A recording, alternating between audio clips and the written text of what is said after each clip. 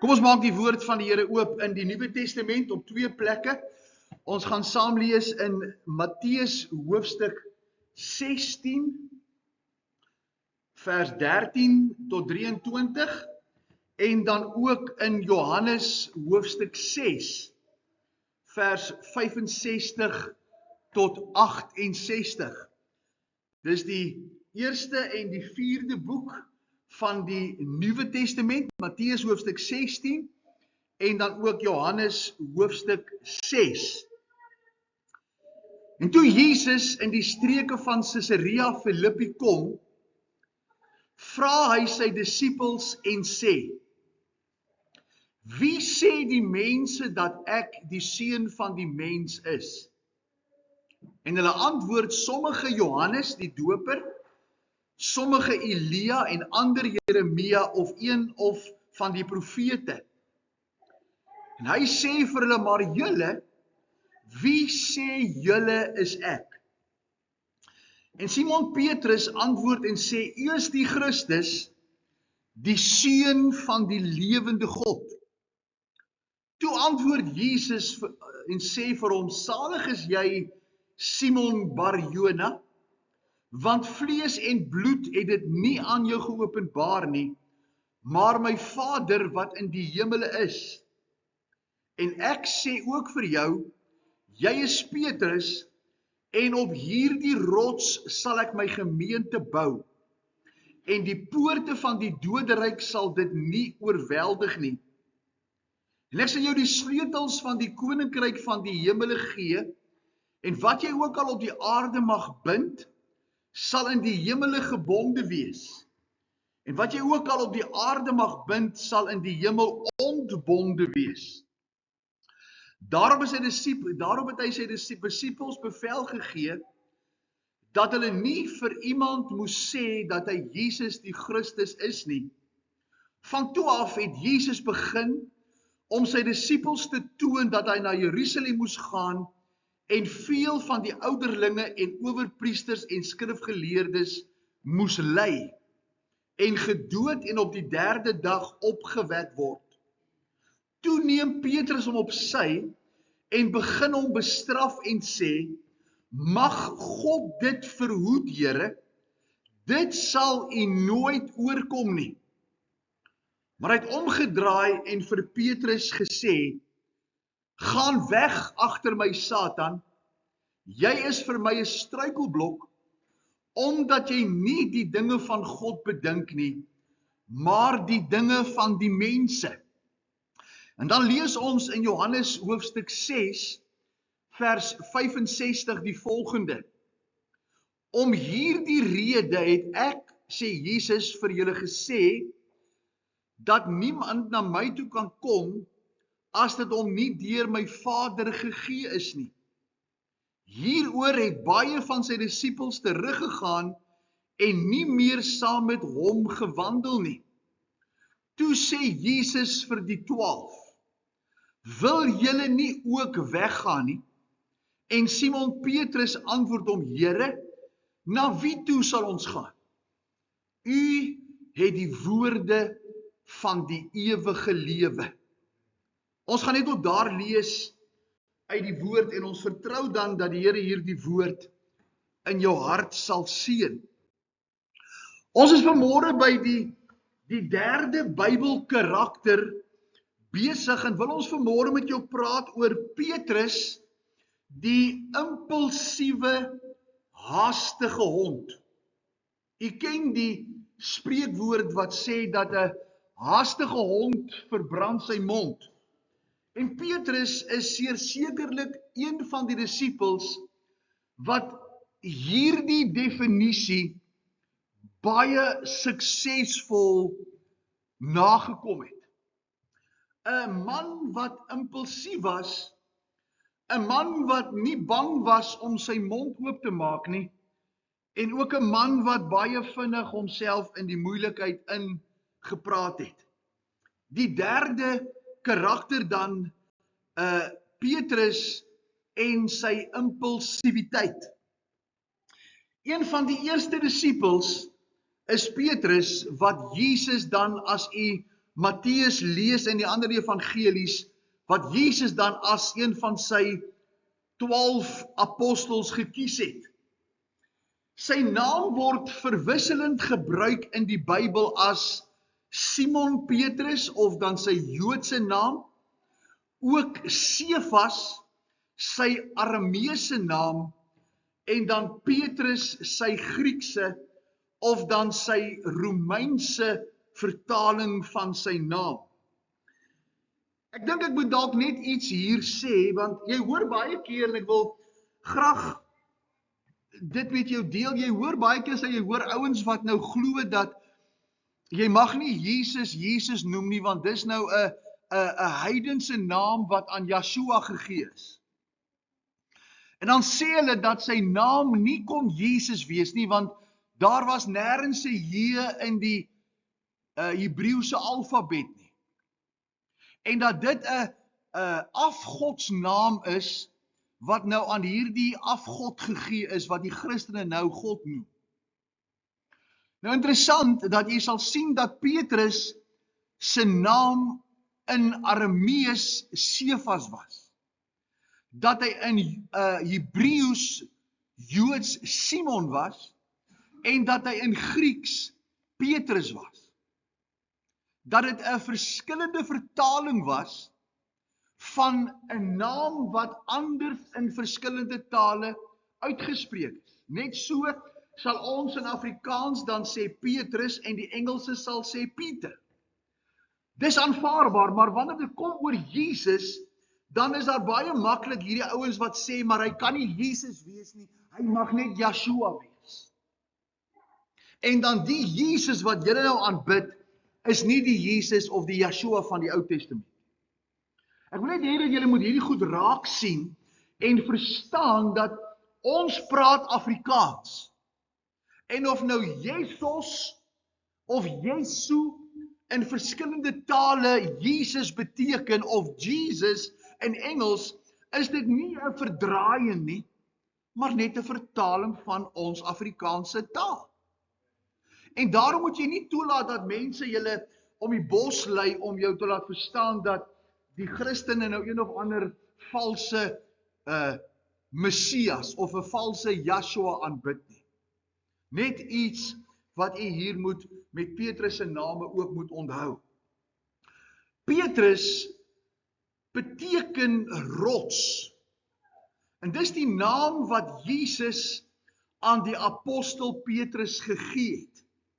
Nou die gesprekke in die Romeinse kerk is nou ook so dat Jesus volgens hulle is nou die rots en op Jesus, op Petrus is die Katolieke kerk of die Rooms-Katolieke kerk gebou en hy is nou die vader van die Romeinse kerk.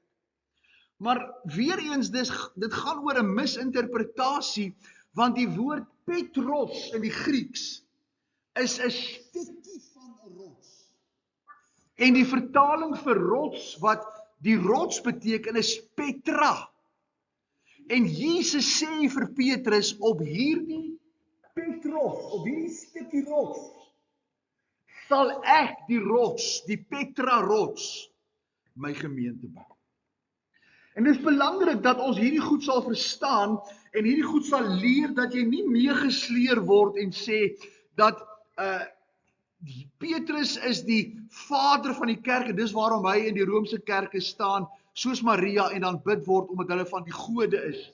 Want hulle sê, hulle gebruik hierdie teksvers dat Jesus het hom Petrus genoem en gesê op hierdie rots gaan ek die gemeente bou en nou is Petrus vergoddelik. Petrus was net so 'n man soos ek en jy wat Jesus verloon het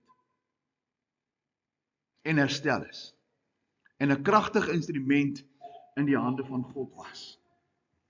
Hierdie naam word gekoppel aan die plan wat Jesus met Petrus gehad het aangaande die fondasie of die grondslag van die begin van die Messiaanse kerk of die Joodse kerk wat Jesus as Messias aanvaar het. Dis hoekom Handelinge 2 vers 38 en 39 nie die begin van die heidense Christelike kerk is of die Nuwe Testamentiese kerk is nie, want Petrus was die grondslag vir die Jode wat Jesus as Messias aanvaar. So word Paulus die grondslag vir die heidene wat Jesus as saligmaker en verlosser en Messias dan aanvaar het. En dis verwarrend baie keer, omdat die fondasie van jou saligheid op die verkeerde naam gebou word. En dis baie belangrik dat jy hierdie sal verstaan. Hy lewe in 'n tydperk so 1 voor Christus tot en met so 67 na Christus, en hy bereik 'n ouderdom van rondom 60 jaar. Kom ons kyk so 'n bietjie in die eerste plek na 'n klompie van Petrus se karaktertrekke, om vir jou so 'n bietjie inligting te gee oor wie jy is as jy 'n Petrus karakter is. In die eerste plek sal jy sien dat hy was baie impulsief. Ek lees in Matteus hoofstuk 17, kom Petrus, Johannes en Jakobus vat Jesus op die berg van verheerliking. En toe Jesus op die berg staan, verander sy gelaat. En Moses en Elia kom en praat met Jesus, en hulle praat oor sy kruisiging en sy koninkryk. En die eerste ou wat sy mond oopmaak, is niemand anderster nie as Petrus. En met hierdie impulsiewe karakter sê hy in vers 4, toe begin Petrus vir Jesus te sê, Here, dis goed dat ons hier is. As U wil, laat ons hier 3 hutte maak. Een vir U, een vir Moses en een vir Elia. Ons sal buite die hutte bly, maar ons wil in hierdie heilige omstandighede en teenwoordigheid van U bly. Die ander disippels, lees ons in vers 6, het op hulle aangesigte geval en was baie bevrees, die ander 2. Maar Petrus is die impulsiewe een wat regop staan en vir Jesus sê, kom ons bou 'n klompie hutte en ons in die oomblik, ek vergeet van alles wat moet gebeur, vir die oomblik, kom ons bly net hier. Kom ons bou hutte en ons, soos die Engelsman sê, kom ons suiwer net die omstandighede, kom ons bly net so bietjie by hierdie heerlikheid. En wanneer jy 'n Petrus karakter is, sal jy jou lewe hierin raak sien van sommer op die oomblik 'n besluit neem. Jesus vat egter die 2 disippels saam met Petrus terug en hulle ontmoet 'n maansiek kind, as jy Matteus 17 verder lees.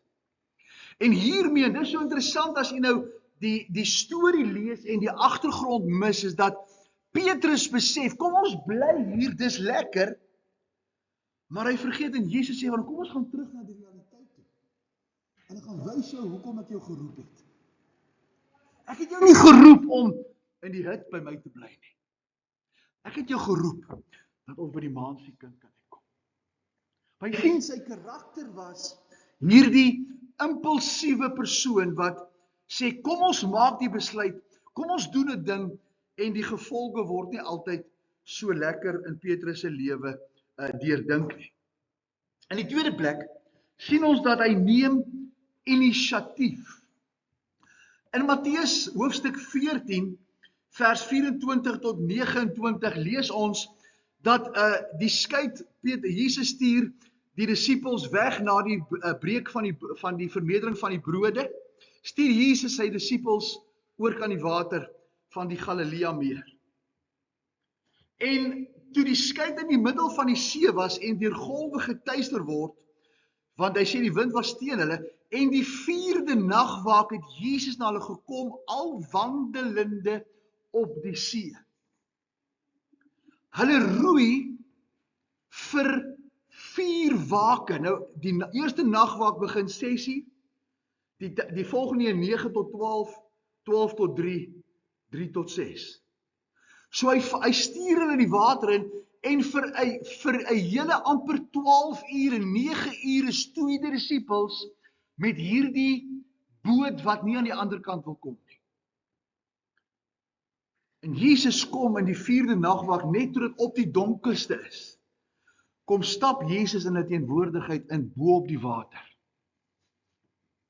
En die ander disippels dink dis 'n spook en het geskreeu van vrees. Maar Jesus het dadelik met hulle gespreek en gesê, hou goeie moed, dis ek. Moenie vrees nie. En nou vers 28, wie praat eerste? Petrus antwoord hom en sê, Here, as dit U is, beveel my om op die water na U toe te kom. En Jesus sê, kom. En wat gebeur? Petrus klim toe van die skei af en loop op die water na Jesus toe. Sien jy hierdie impulsiewe ou wat inisiatief neem? Die ander disippels is in vrees. Dis vissermanne, julle. Dis nie ouens wat bang was vir water nie. Dis nie ouens wat nog nooit op die see was nie. Maar die golwe was so, en nou moet jy die prentjie sien, dat Petrus het geweet, dis veiliger binne in die water, binne in die boot. Jy kan nie jouself in hierdie meer, nou ek was nog nie daar nie, maar hulle reken dat die see van Galilea van die grootste golwe kan hê as daar storms kom. Omdat daar van 4 kante af winde vanaf die berg af oor die meer waai. So in ander woorde, Petrus besef, dis beter om in die boot te bly. Hy's 'n visserman. Maar wat maak hy? Here, as dit U is, sê vir my om op die water te loop. En jy ken nou die storie. Ons gaan nou so 'n bietjie meer oor hierdie verhaal praat. So, Petrus is die ou wat inisiatief neem. Die derde, lees ons nog van halsoorkoppige besluite. In Matteus 16 lees ons dat toe Jesus begin het om sy disippels te toon dat hy moet sterwe, toe kom Petrus na hom toe en Petrus roep op een kant, hy sê vir hom, jy verstaan nie ons plan nie. Ons het jou nie gejoin dat jy gaan sterf nie. Hoor nou, en ek maak die storieetjie nou 'n bietjie dikker. Ken jy vir Petrus? Ken jy die manne wat rondom jou is? Ons sal nie toelaat dat hulle jou doodmaak nie. En Jesus moes vir hom sê, gaan weg agter my Satan, jy's 'n struikelblok omdat jy die dinge van God nie bedink nie, maar die dinge van die mense. Dit was vir Petrus die beste ding, omdat hy hierdie impulsiewe ou was wat inisiatief geneem het, wat hou van adrenalien. Dat hy kon nie verstaan dat ons hierdie ding moet nou stop nie. Ons kan nie nou hierdie lekkerte, want jy's nou by ons Here en jy doen wonderwerke en ons is so bietjie en hy is so half bietjie verwaand as hy sê, ons is U disippels, nou moenie praat van sterf, dink jy nie ons kan jou beskerm nie. Op 'n tweede geleentheid in Matteus 26 staan ons in dieselfde ou wat vir Jesus sê dat hy sal sorg dat Jesus nie sterf nie, toe Jesus in die see van Galilea, in Getsemane is, toe sê Petrus vir hom, hy sê, al sou almal aanstoot neem aan nie, ek sal nooit vir die aanstoot neem nie, ek sal jou nooit verlaat nie, jy ken nie vir Petrus nie. Die ander gaan jou drop, Here, maar ek sal jou nie los nie. En in vers 34 sê Jesus vir hom, voordat die haan kraai, gaan jy my 3 maal verloon. En Petrus sê vir hom, al moet ek saam met U ook sterf, ek sal U nooit verloon nie. Hierdie impulsiewe, op die oomblik, in die oomblik weghardloop met sy emosies, was deel van hierdie man se gedrag. In die 4de plek sien ons, hy is 'n man wat lyding neem.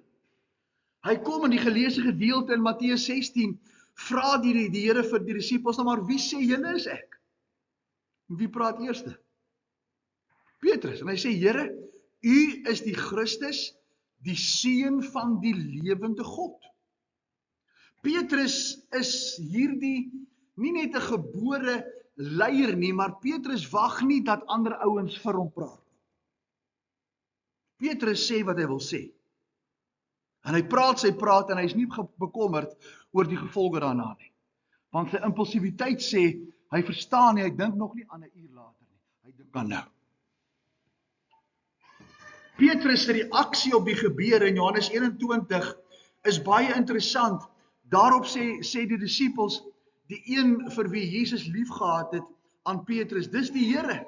En toe Simon dit hoor, dat dit die Here is, toe hy in die skei is, nadat Jesus opgestaan het, wat doen Petrus? Hy spring in die water.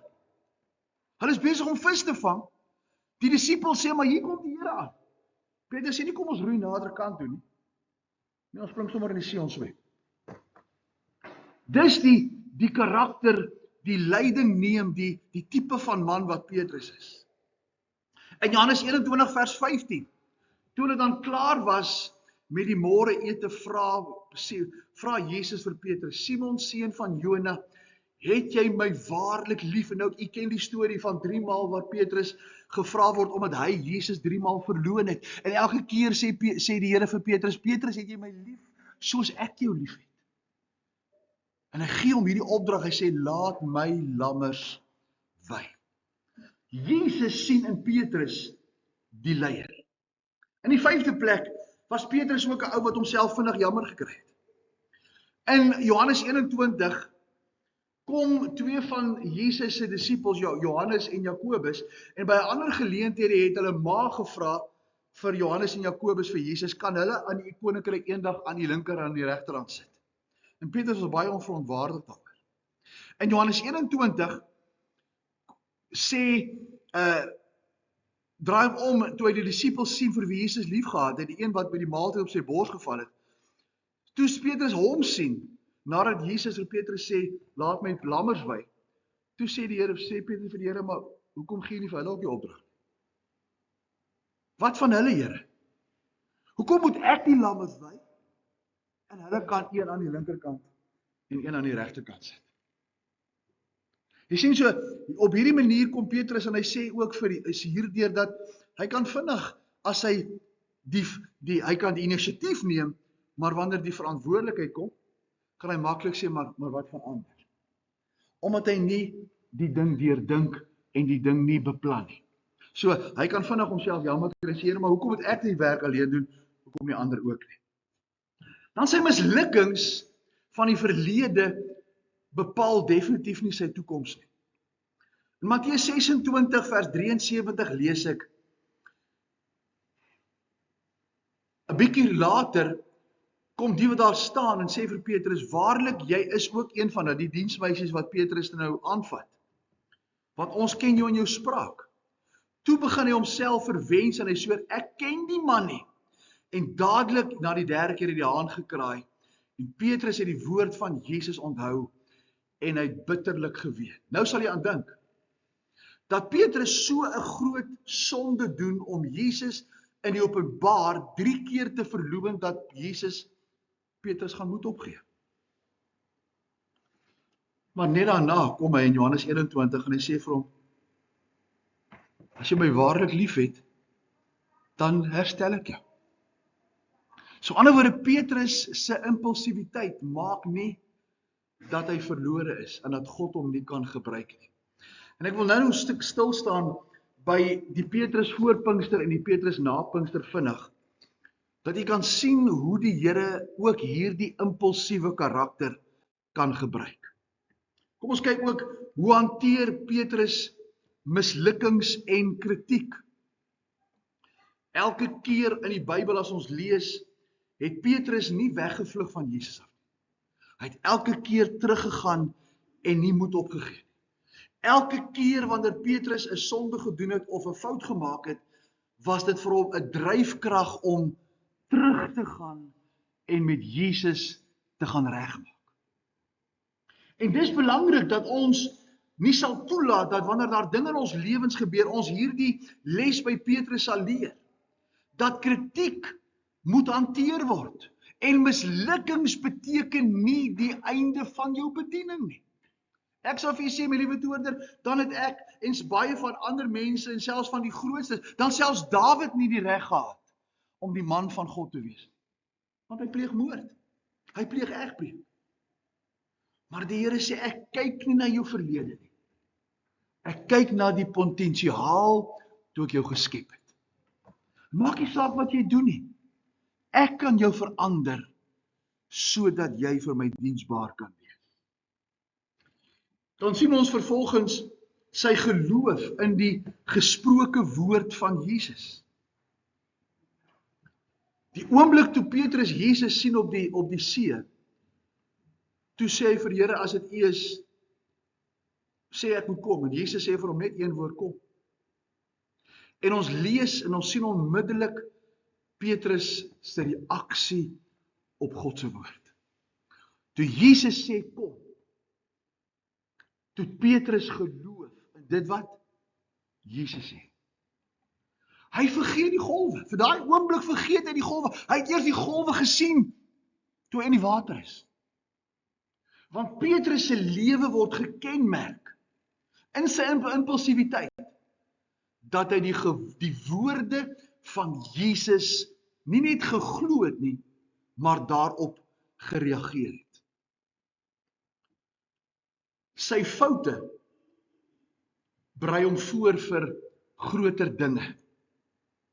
En dis was vir my seker een van die mooiste voorbeelde van Petrus se lewe is dat hy, alhoewel hy Jesus verloon, alhoewel hy soveel uitsprake maak van Here, U ken nie Petrus en jy weet nie dat ek baie meer mag het as wat ek regtig het nie. Sê Jesus vir hom, ek gaan jou op 'n plek bring waar jy aan die einde kom van jouself, sodat jy my in jou lewe kan raak. En hy word die rots waarop die messiaanse kerk van die Jode gebou word. Hy word die vader van die Joodse kerk wat Jesus as Messias aanvaar. Hoekom het die Here nie maar eerder vir Johannes gebruik? Hoekom het die Here nie maar een van die ander gebruik wat nie misluk het nie? Want jy sien, mislukkings berei jou voor vir groter goed. Daarom moet ek en jy, ons kan so maklik, ek het in die afgelope tyd kan my so maklik fokus op, as daar 'n ding skeef loop, wonder maar nou, hoekom gebeur hierdie goed? Ek is mos nou nie reg en ek is mos nou nie lid vir die goed. Partykeer, ek het mos nou nie moeilikheid gesoek om hierdie goed te kry nie. As ek nog iemand is wat nie geplaas word wat ek sê nie, en ek is nie gepla hoe jy voel nie, dan kan ek dink, ja, miskien het ek my mond verbygepraat, miskien was ek te ongeskik, of was ek te voortvarend, of dalk het ek nie aan jou gevoelens gedink nie. Hoekom gebeur hierdie goed? En dan kom jy hier en dan besef jy, hierdie goed moet gebeur, want God berei jou voor vir iets groters. In Petrus se oë was hy die man. In God se oë moes hy die instrument word om die man te word.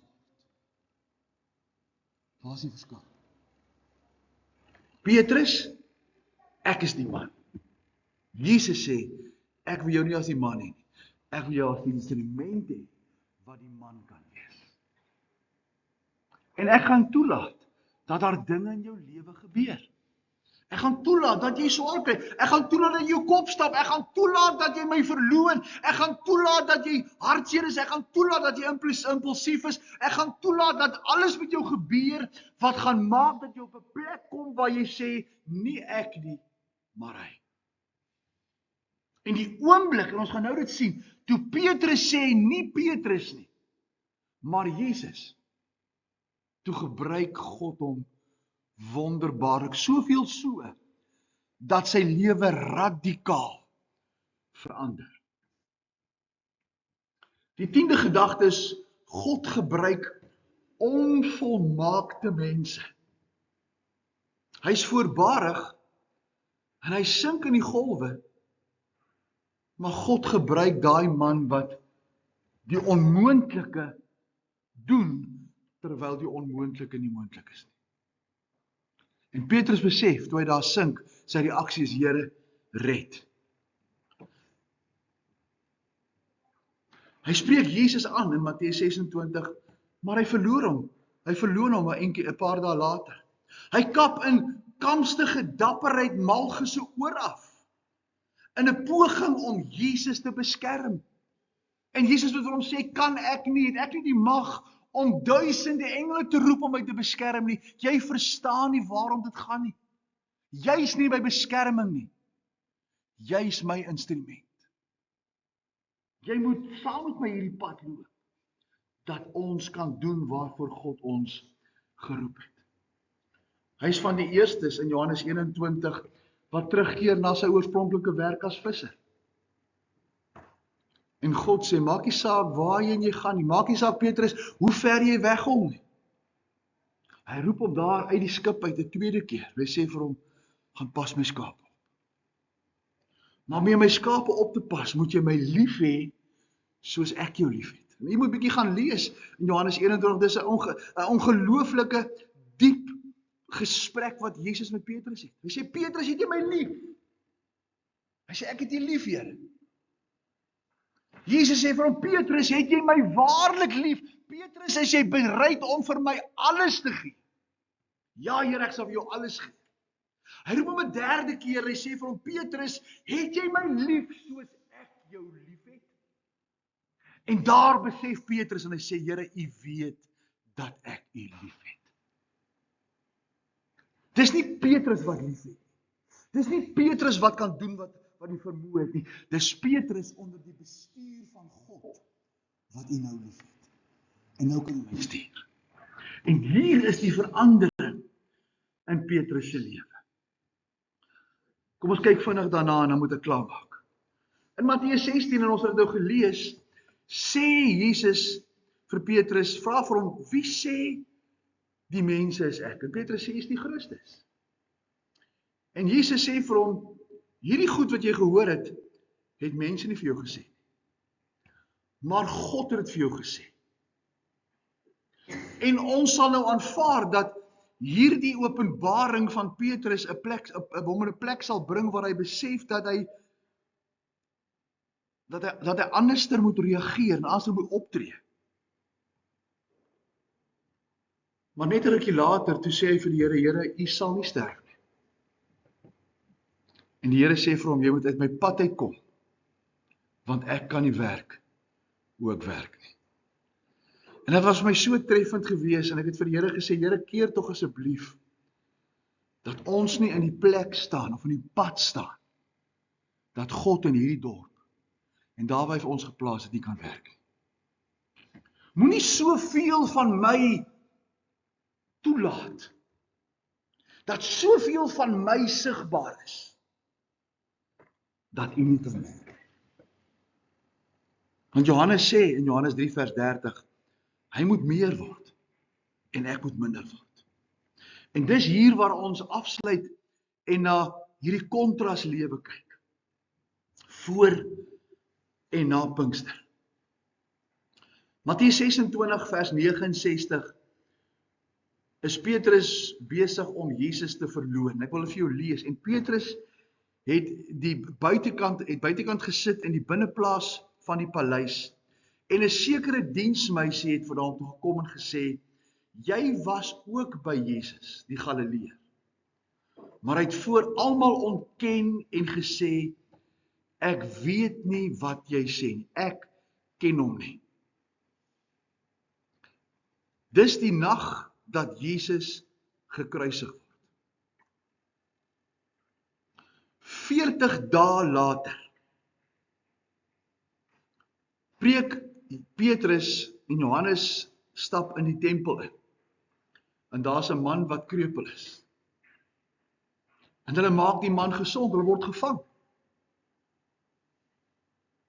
En kyk Petrus se reaksie na Pinkster, na die ontmoeting van God en die toerusting van die Heilige Gees, in Petrus die ou wat kan, na Petrus wat deur God gebruik word.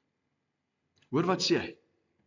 En hulle het hulle geroep, die volgende dag het hulle in die tronk gegooi, en hulle roep hulle sê vir hulle, ons gee hulle bevel om nie in die naam van Jesus te preek of te leer nie.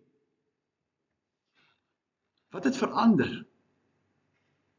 Sou ons verwag dat Petrus nou sou sê, dis goed, ons sal nie praat nie, want ons sien dat ons nou moeilikheid gaan hê. Onthou nou, hy kon op dieselfde manier gesterf het, as wat Jesus gesterf het. Want hy het hom juis gekruisig, omdat hy hierdie leer verkondig het. Petrus staan daar voor die raad, met dieselfde gevolge, dat hy kan hiervoor gekruisig word. Hoor wat sê hy? Hy sê, of dit reg is voor God, om julle meer gehoorsaam te wees as God, moet julle self beslis. Want vir ons is dit onmoontlik, om nie te spreek oor wat ons gesien en gehoor het nie. 40, 50 dae terug, sê Petrus vir 'n diensmeisie, ek ken hom nie. Daar kom 'n tweede keer, hy sê ek ken hom nie. Daar kom 'n derde keer, en Petrus is driftig. Hy sê, ek weet nie waarvan julle praat nie. Ek is nie met hom geassosieer nie. Petrus voor Pinkster, is die Petrus wat sê ek kan. Daar gebeur iets in die middel. God vat beheer van Petrus se lewe. Hy verander sy temperament nie. Hy word die instrument. En hy sê in Handelinge 4, julle kan my maar kruisig. Julle kan maak net wat julle wil. Dis vir my onmoontlik om nie van Jesus te praat. Met ander woorde, dieselfde ou wat impulsief en inisiatief neem en hals oor kop is en vinnig is en al hierdie goeders doen wat hy moet doen, wat hom eintlik diskwalifiseer. Want ons wil nie eintlik, as ek nou regtig moet eerlik wees, ek wil nie saam met so 'n ou loop wat impulsiewe besluite neem. Maar jy kan steeds impulsief wees onder God se beheer. Om vir my te sê, maar weet jy wat, kom ons los hierdie ongeloof, kom ons maak hierdie keuse en ons vertrou die Here daarvoor. Die verskil is, een wat self kies, en een wat deur God gelei word. En dis Petrus se lewe. Ek sluit af. Petrus is geïnspireerd. Hy het 'n vinnige geaardheid. Jy hoef hom nie te stoot nie. Hy's uitgaande, hy's 'n mens. Dis hoekom hy vir die diensmeisie kan sê, een oomblik, ek ken hom nie. En vir Jesus kan sê, ek sien jou nooit verloor nie. Hy's 'n mens. Hy's entoesiasties, hy steek ander aan. Hy's optimisties, hy sien die goed voor die sleg. Hy sien die silwer reintjie en hy sien nie die donker wolk nie. Hy's verwaand, hy's baie voor op die wag. Hy's lewendig. Jy het nie nodig om te wag vir Petrus nie. Jy het nodig om vir hom brieke aan te sit. Maar hy's wisselvallig, want hy word baie vinnig omver gegooi as dinge gebeur wat hy nie beplan het. Petrus, die impulsiewe, haastige hond. Ek sê, daar's soveel oor sy lewe, dat 'n mens seker baie meer kan sê. Maar sy voorbeeld is een van, kom ons klim uit die boot uit. Maak nie saak hoe groot die golf is. Maar, toe die Here Petrus in die hande kry, toe spring hy uit die boot uit nie.